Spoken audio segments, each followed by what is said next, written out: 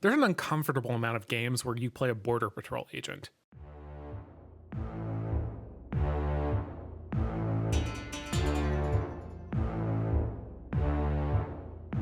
Papers, Please is a critically acclaimed title by indie game creator Lucas Pope.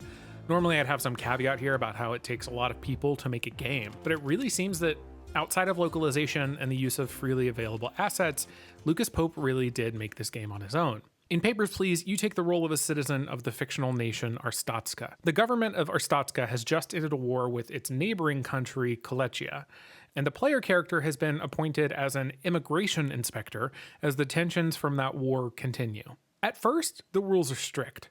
Only people with valid passports from Arstotzka are let in. You're doing things like verifying faces or that birth dates are correct. In the next round, the rules loosen a bit. People from several countries are now allowed into Arstotzka, but the rules get more complicated in other ways. So now only people of at least a certain age or from very specific regions of certain countries might be let in. If you, the immigration inspector, make a mistake, you'll get a warning. After enough warnings, your pay starts to be docked. It's made clear that you have a family to feed and rent to pay, and if you don't pay that rent, you'll end up in jail. There is no mercy in Arstotzka when it comes to paying your debts. But don't worry, this is a video game. You can always try again next time. But here's the thing about Papers, Please. It sat on my backlog for several years. Like any other game that I meant to play and never got to, I knew that I should play it. I knew that it was the kind of heady game that was saying something. I knew that I was going to like it. But when I finally did play it, I didn't find it particularly insightful. Its message isn't subtle. It didn't offer me anything new. You see, my husband is an immigrant. He was born in Colombia and spent over 20 years working through the US immigration system until he finally became a citizen in 2021. 6 of those years were after we got married, and marriage is supposed to be the easy way. At the risk of sounding like I'm angry at this game, I don't need a game to tell me that people's fate is up to individual immigration officers. For years, we were terrified of immigration checkpoints, not because we did anything wrong or didn't have the paperwork to make it through those checkpoints, but because whether or not you can get back home is up to the whim of those immigration officers. At a time when they were locking kids up and taking people's passports away, we didn't want to risk it. I definitely don't need to see someone jumping the border and being shot by Arstotzkan police. I've seen enough violence against immigrants in my life to understand that message.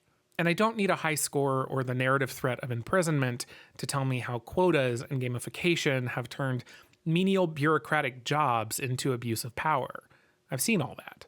A woman who was becoming a citizen the same day that my husband was brought her husband with her to the ceremony. And beforehand, he was on the phone talking to somebody, telling them how this was the, quote, right way to do it, not like, quote, all those people trying to destroy our country. And you, like me, might roll your eyes at that particular caricature of a statement, but it said to me that people can be abused by a system.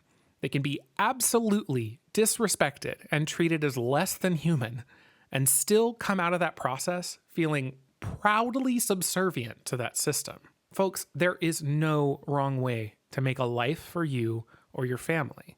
There's no wrong way to escape hardship.